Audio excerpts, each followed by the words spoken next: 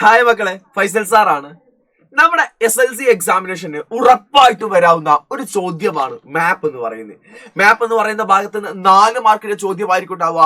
എന്നാലോ മാപ്പ് എന്ന് പറയുന്ന ഒരു ചാപ്റ്റർ മാത്രം പഠിച്ചാൽ മാപ്പ് കിട്ടുമോ? ഇല്ല കേട്ടോ. നമ്മുടെ മാപ്പ് 2 ചാപ്റ്ററുകളിൽ നിന്നാണ് വരുന്നത്. റിസോഴ്സ് വെൽത്ത് ഓഫ് ഇന്ത്യ എന്ന് പറയുന്ന ചാപ്റ്ററിന് ഒരു ചോദ്യവും, അതുപോലെ 3 മാർക്കിന്റെ ചോദ്യം എന്ന് പറയുന്നത് നമ്മുടെ India the land of diversity, വൈവിധ്യങ്ങളുടെ ഇന്ത്യ എന്ന് പറയുന്ന ചാപ്റ്ററിനുമാണ്. അപ്പൊ ആ മാപ്പുകൾ നമ്മൾ വ്യക്തമായി കൃത്യമായി ഇപ്പൊ നമ്മൾ പഠിച്ചാലോ? റെഡി ആണല്ലോ? യെസ്. അങ്ങനെയാണെന്നുണ്ടെങ്കിൽ നമ്മൾ ആദ്യം തന്നെ പറയാൻ പോകുന്നത് പോർട്ടുകളാണ്, അഥവാ തുറമുഖങ്ങളാണ്.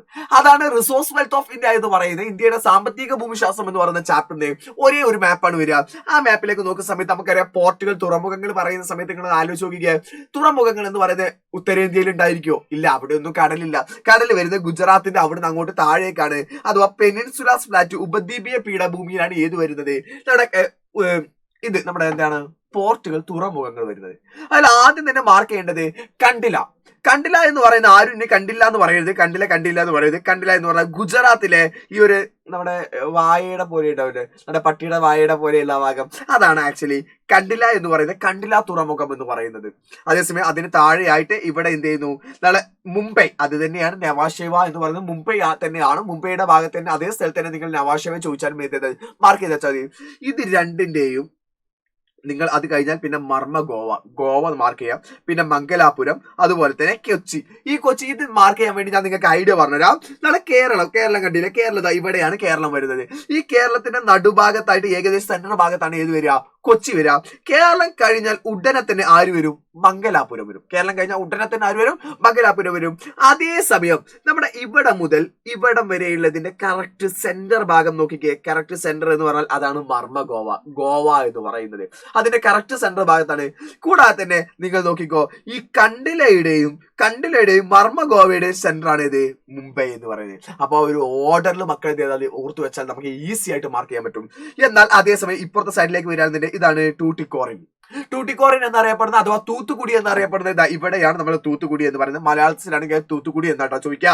അതേസമയം ചെന്നൈ തുറമുഖം, ചെന്നൈ എന്ന് പറഞ്ഞാൽ ഇവിടെ ഇങ്ങനെ ഈ ഒരു ഗ്യാപ്പിൽ വരുന്നതാണ് ഇത് ചെന്നൈ തുറമുഖം. അതേസമയം ഇവിടെയാണ് വിശാഖപട്ടണം. അത് കഴിഞ്ഞിട്ട് തൊട്ട് മുകളിലേക്ക് പോയാൽ പാരാദ്വീപായി. അതിന്റെ ഈ ഒരു ഗ്യാപ്പ് ഇവിടെ വരെ നമുക്ക് മാർക്ക് ചെയ്യാൻ വേണമെങ്കിൽ അതാണ് കൊൽക്കത്ത, അല്ലെങ്കിൽ ഹാൽദിയ. കൊൽക്കത്ത എന്ന് പറഞ്ഞാലും ഹാൽദിയ എന്ന് പറഞ്ഞാലും മക്കൾ മാർക്ക് ചെയ്യേണ്ടത്. ഇതിൽ നിന്ന് ഏതെങ്കിലും ഒന്ന് ചോദ്യ പേപ്പറിൽ ഉണ്ടായിരിക്കും. ചോദ്യ പേപ്പറിൽ, ഈ കൊല്ലത്തെ ക്വസ്റ്റ്യൻ പേപ്പറിൽ കാണാവുന്നതാണ്. എന്നാൽ അടുത്തായിട്ട് മാപ്പ് നമ്മൾ പഠിക്കാനുള്ളതാണ് നദികൾ, റിവേഴ്സിന്റെ കാര്യത്തിലേക്ക് നോക്കുകയാണെങ്കിൽ നമുക്ക് അറിയാവുന്നതാണ് 3 ഹിമാലയൻ നദികളല്ലത്, ഇൻഡസ്, ഗംഗ, ബ്രഹ്മപുത്ര. അതിൽ സിന്ധു എന്ന് പറഞ്ഞ സമയത്ത് നിങ്ങൾ പഠിച്ചിട്ടുണ്ടാവുക ഇവിടെ മാത്രം ഇങ്ങനെ വരച്ചിട്ടായിരിക്കും പഠിച്ചിട്ടുണ്ടാവുക. കാരണം ഇന്ത്യയിലൂടെ പാസ് ചെയ്യുന്നത് മാത്രമായിരിക്കും പലരും നിങ്ങൾക്ക് പറഞ്ഞു തന്നിട്ടുണ്ടായിരിക്കാം. അതല്ല, ശരിക്കും ഇന്ത്യക്ക് പുറത്ത് പാകിസ്ഥാന്റെ ഭാഗത്തിലൂടെ എന്ത് ചെയ്യുന്നുണ്ട്? ഇൻഡസ് പാസ് ചെയ്യുന്നുണ്ട്. സോ നമ്മൾ പുറത്ത് തന്നെ ഇങ്ങനെ വരച്ചു വന്നു എന്ന് കരുതിയിട്ട് യാതൊരു തെറ്റുമില്ല, ഒരു പ്രശ്നവുമില്ല.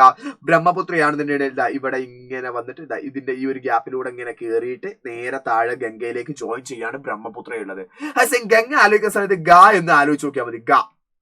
നമ്മൾ ഇല്ലട മലയാളത്തിലെ ഈ ഇങ്ങനെ വരച്ചു തന്നെയാണ് കണ്ട ആ ഒരു എഴുതിയത് തന്നെയാണ് ഗംഗ എന്ന് പറയുന്നത്.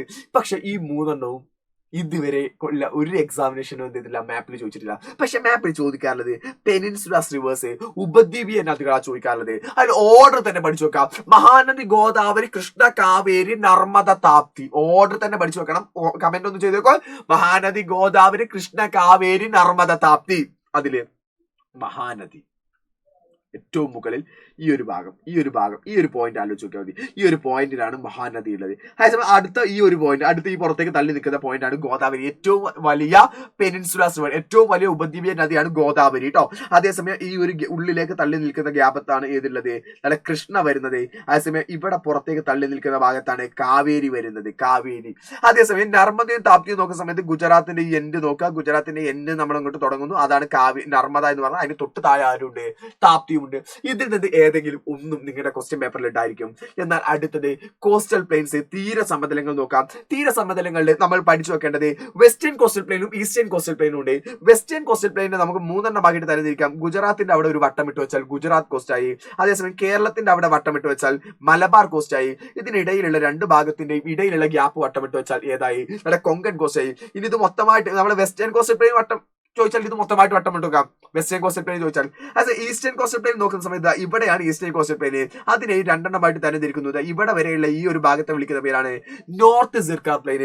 അതേസമയം തൊട്ട് താഴെയുള്ള ഭാഗമാണ് കോറോമോണ്ടൽ കോസ്റ്റ്. ഇനിയുള്ളതാണ് ഏറ്റവും പ്രധാനമായിട്ടും നിങ്ങൾ ശ്രദ്ധിക്കേണ്ട ഭാഗം, പെനിൻസുലാസ് പ്ലാറ്റു, ഉപദ്വീപീയ പീഠഭൂമി.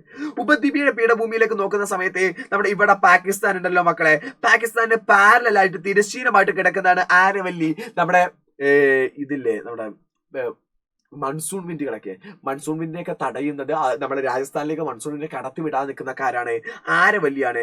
അത് കഴിഞ്ഞിട്ട് തൊട്ട് താഴെയായിട്ട് വിന്ധ്യയും സത്പുരയും. വിന്ധ്യ സത്പുര ഇതിന്റെ നടുവിൽ നിൽക്കുന്ന ഈ ഭാഗമാണ് മാൽവ പ്ലാറ്റ്യൂ, മാൽവ പീഠഭൂമി. ഇത് ചിലപ്പോൾ നിങ്ങൾ എന്ത് ത്രികോണമായിട്ടായിരിക്കും മാർക്ക് ചെയ്ത് പഠിച്ചിട്ടുണ്ടാവുക. എങ്ങനെ മാർക്ക് ചെയ്താലും കുഴപ്പമൊന്നുമില്ല, ഷെയ്ഡ് ചെയ്താലും കുഴപ്പമില്ല, ട്രയാങ്കിൾ വരച്ചു വെച്ചാലും കുഴപ്പമില്ല. അതേസമയം ഇതാണ് റാൻ ഓഫ് കച്ച്, റാൻ ഓഫ് കച്ച് കേട്ടോ. റാൻ ഓഫ് കച്ച്, റാൻ ഓഫ് കച്ച് മുതൽ കന്യാകുമാരി വരെ എന്ന് പഠിച്ചിട്ടില്ലേ, അതിൽ റാൻ ഓഫ് കച്ച് അവിടെയാണ്. ഇതാണ് ചോട്ടാ നാഗ്പൂർ പ്ലാറ്റ്യൂ, ചോട്ടാ നാഗ്പൂർ പീഠഭൂമി.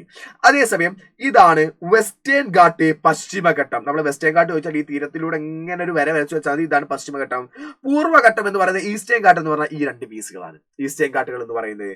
കൂടാതെ തന്നെ ഓർത്തുവെക്കുക, ഇതിന് രണ്ടിന്റെയും ഇടയിലുള്ള ഈ ഒരു ഭാഗം ഏറ്റവും വലിയതായിട്ടുള്ള പീഠഭൂമിയാണ് ഡെക്കാൻ പ്ലാറ്റ്യൂ, ഡെക്കാൻ പീഠഭൂമി. അപ്പൊ ഇത് നിങ്ങൾ പഠിച്ചു വെക്കണം, പരീക്ഷയ്ക്ക് ഉറപ്പായിട്ട് വരും. ഇനി ഇതിൽ നിന്ന് വരാൻ സാധ്യതയില്ല മറ്റൊന്നും കൂടെ ഞാൻ നിങ്ങൾക്ക് എന്ത് ചെയ്യാം പറഞ്ഞിട്ട് തരാം. നിങ്ങൾ ശ്രദ്ധിക്കേണ്ട ഒരു ഭാഗം കൂടെ ഞാൻ നിങ്ങൾക്ക് പറഞ്ഞുതരാം. നമ്മളെ ഹിമാലയൻ മൗണ്ടൻസ് നമുക്കറിയാലോ. അതിൽ നമുക്കറിയാവുന്നതാണ് കാരക്കോറം, ലഡാക്ക്, സസ്കർ. കാരക്കോറം, ലഡാക്ക്, സസ്കർ ചോദിച്ചാൽ ഇങ്ങനെ വരച്ചു വെച്ചാൽ ഇതാണ് കാരക്കോറം, ലഡാക്ക്, സസ്കർ. കാരക്കോറും ലഡാക്കും സസ്കറായി. അതേസമയം ഹിമാദ്രി, ഹിമാചൽ, സിവാലിക്ക് വരച്ചു വെക്കാൻ ഇങ്ങനെ വരച്ചു വെച്ചാൽ ഹിമാദ്രി, ഹിമാചൽ, സിവാലിക്ക്. ഈസ്റ്റേൺ ഐലൻഡ്സ് ചോദിച്ചാൽ പാറ്റ്കി, ബമ്മി, നാഗാഹിൽസ് ഒക്കെ ഉണ്ടല്ലോ. ഈസ്റ്റേൺ ഐലൻഡ്സ് ചോദിച്ചാൽ ഇങ്ങനെയും വരച്ചു വെച്ചാൽ മതി, ഈസി ആയിട്ട്. സോ ഇത്രയും കാര്യങ്ങളായിരിക്കും മക്കളെ മാപ്പിൽ നിന്ന് നിങ്ങൾക്ക് ക്വസ്റ്റ്യൻ ചോദിക്കാം. സോ മാപ്പ് എന്ന് പറഞ്ഞാൽ വളരെ ഇമ്പോർട്ടന്റ് ആയിട്ടുള്ള ഭാഗമാണ്. പരീക്ഷയ്ക്ക് കൺഫേം ആയിട്ട് ഉറപ്പായിട്ട് ചോദ്യം വരുന്ന ഭാഗമാണ്. ഒരു കാരണവശാലും മിസ്സാക്കരുത്. ഇതുപോലത്തെ മറ്റ് ട്രിക്കുകളും ടിപ്പുകളുമായിട്ട് ഇന്ന് ഞാൻ നിങ്ങളുടെ മുമ്പിലേക്ക് വരുന്നുണ്ട്. ഇന്ന് ഞങ്ങൾ സോഷ്യൽ സയൻസിന്റെ മൊത്തം ടീച്ചേഴ്സ് ഇന്ന് കൃത്യം മക്കൾ എല്ലാവരും ലൈവിൽ ഉണ്ടായിരിക്കണം. നമുക്കിന്ന് ഇതുപോലത്തെ ചോദ്യങ്ങളും ഉത്തരങ്ങളും പറഞ്ഞുകൊണ്ട് കൃത്യമായിട്ട് പഠിക്കാം. ലൈവിൽ നമുക്ക് കാണാം.